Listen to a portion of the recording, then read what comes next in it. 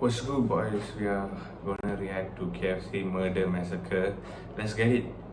September 23rd, 1983. It's the end of the evening shift for the staff at the Kentucky Fried Chicken outlet in Kilgore, Texas. As the last customers leave, there's a lot of laughing and joking. It's Friday night, time to have some fun. The main door then swings open. A warm breeze hits the startled staff. "We're closed," says the assistant manager. None of them return home that night. The next time anyone sees them, they're lying dead on the ground, executed.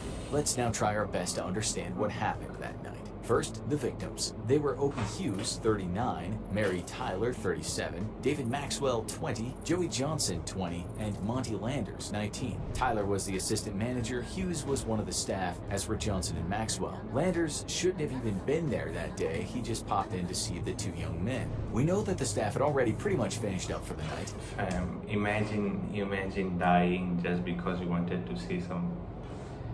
They'd almost finished cleaning up the place. The money had been counted and the franchise headquarters had been called and been told about the takings. During the call, though, some voices could be heard in the background, possibly the voices of the killers. That phone call was the last time anyone heard the staff speak, besides the killers, of course. At around 11 p.m., Mary Tyler's daughter, Kim, walked into the restaurant expecting to see her mom. What she found instead was an eerie silence. Perplexed, shouting her mom's name, she looked down at the floor. She panicked when she saw fresh blood. The cops were soon on the scene, but none of the staff could be found. At first, police assumed that some hijinks had taken place and the staff maybe had a fight, or someone had an accident, and possibly they were all nearby. No one thought massacre, but that's what it was. The next day, about 15 miles from the restaurant at a remote field close to an oil well, all 5 victims were found. The first police on the scene couldn't believe what they saw. It looked like an execution from a war crime photograph. All the victims were lying face down in the grass and dirt, their arms tucked under their bodies, their heads all pointing northward. 4 of them were close together, while the other body of Opie Hughes lay not so far away.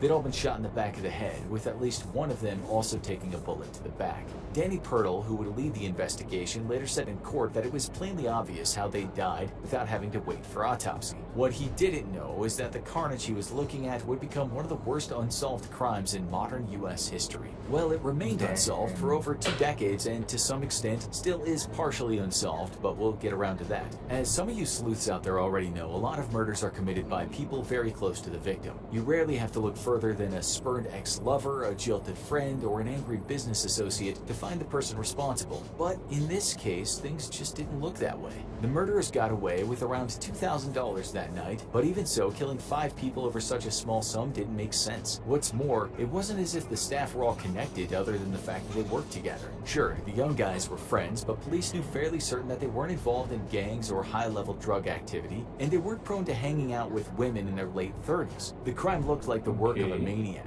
But then, the most messed up killers out there don't tend to take the money too. They kill for fun, for sport, to attend to some crazy sexual fetish, but they don't usually run off with the loot. At first, the investigators wondered if the murders had anything to do with the methamphetamine ring that had filled the streets of Kilgore with that pernicious drug. They knew that the ring was looking for a new recipe for cooking meth. Aside from that, after prolonged binges, meth heads do tend to lose the plot sometimes. But when they spoke to the manager of the branch, the manager said, no way, those folks were not part of any ruthless criminal gang. They weren't meth sellers, and she believed they weren't even meth consumers. Speaking later of one of the 20-year-old men, she said, they were good, they were exceptional, they were good kids. The police started looking at Kim, Mary's 17-year-old stepdaughter. She recently started working at that KFC, and she had a somewhat checkered past for a young person. So much so, she spent some time at the Louisiana Home for Girls after exhibiting behavioral problems. But why would she have had her mother killed? Why would this young woman have a beef with a bunch of guys just a little older than her? That line of inquiry led to nothing because Kim had absolutely no reason to have anyone shot. It seemed to the police that a robbery had taken place, but perhaps one or more of the staff had refused to hand over the cash. Some kind of fight ensued in which one of the staff was injured. Not wanting to leave any witnesses, the gunmen then abducted the staff and took them to that oil field to kill them. Still, the autopsy didn't state that anyone had died before anyone else. It revealed that all of them were lined up at the oil field and they were shot one by one.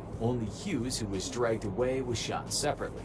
There were few clues to work with. Cops found a fingernail in the clothing of one of the bodies. They found traces of another human on Hughes's body, but the best clue was a bit of blood on the ground and a blood-stained napkin lying nearby. As we said, there was also some blood in the restaurant. It didn't look as though it had come from any of the victims. Perhaps the police thought one of the staff really had put up a good fight and injured one of the perpetrators. People came forward and said they saw a van at the restaurant that night, which could have taken the victims away, but there was no CCTV back then in the area, and those witness statements were vague at best. Police also looked at two men named Romeo Pinkerton and Darnell Hartsfield. They were cousins and they both had a checkered past, while another man linked to those two was also on the police radar. But then jail records seemed to point to the fact that Hartsfield was in jail at the time of the murders, so that trail went dry. Such a slaying, something of the utmost brutality, put a lot of pressure on the cops. That's not always a good thing. It can make police join too many dots, and as we all know, many an innocent man has gone to jail when the police can't quite look past the picture they've already formed in their mind.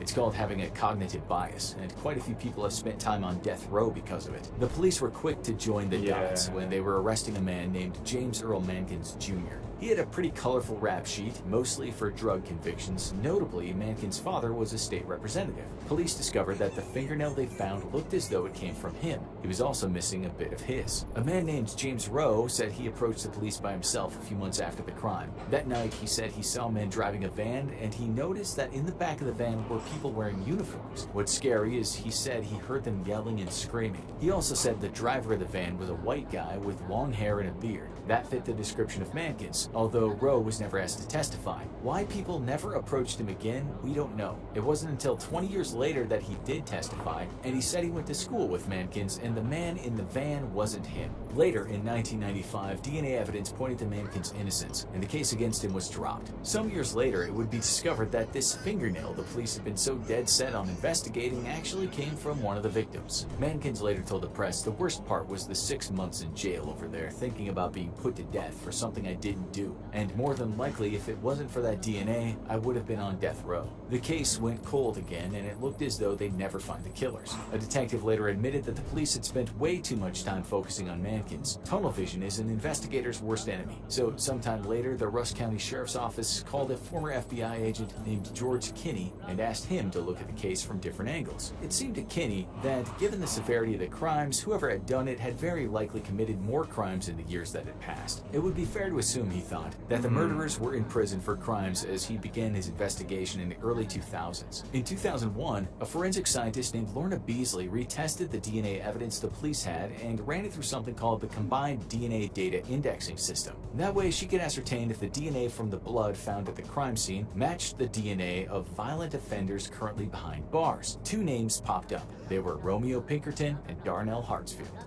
She thought. Those guys were suspects at the start, but we rubbed them from the list when it was discovered one of them was in jail when the murders happened. That wasn't true. The cops had messed up in that regard. On the night of the slayings, he'd been out of prison 2 days, but the evidence still wasn't enough to charge the men for their crime. It took 2 more years for Texas Attorney General Prosecutor Lisa Tanner to get on the case. She had doubts about finding the culprits so many years after the crime. Witnesses were getting old, and she said there were quite a few holes in the entire story. She also realized that DNA evidence pointed to 3 men committing the crime, not 2. What she needed was DNA from one of the 2 suspects for whom she did have names. One of them was Hartsfield, and investigators got a break in 2003 when he was arrested. Now, investigators just needed a DNA sample from him, but he wasn't exactly forthcoming about that. So, investigators embarked on a plan that had fooled many criminals in the past, offering drinks or chewing gum and then testing the remains. With Hartsfield, they got an added bonus. He flat out refused to give investigators a DNA sample, and that was his legal right. He even stated that in a letter. Oops. Tanner later told the press this. He told us he wasn't going to give us his blankety-blank DNA.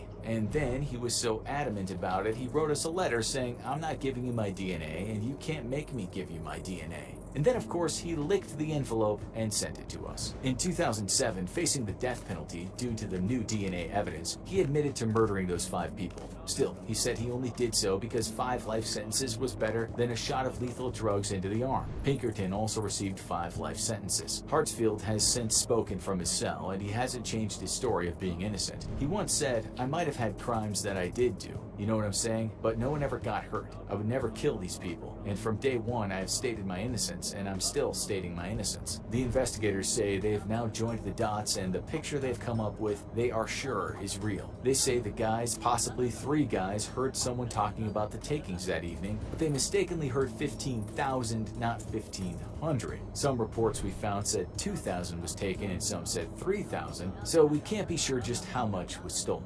Investigators think the robbery just went wrong, and for some reason they abducted the 5 people. Why they murdered them all, they just don't know. They admit that the crime cannot be said to be solved until that 3rd person is arrested. The DNA evidence found on Hugh's body does not match Hartsfield, Pinkerton, or Mankins, or anyone else in the DNA database. The guy we mentioned at the start, former Detective Pirtle, said, "I think about it every day, and I lie awake some nights with it on my mind. It's been a big part of my life, and though I'm retired now, I still want the 3rd person." Hartsfield fought his conviction, and in 2010 a court upheld it, saying the evidence against him was solid. He still claims his innocence today, saying the real killer is still out there. Now you need to watch something spookily similar. Brutal true story of what they... Damn. Yo, that was messed up, man. Peace.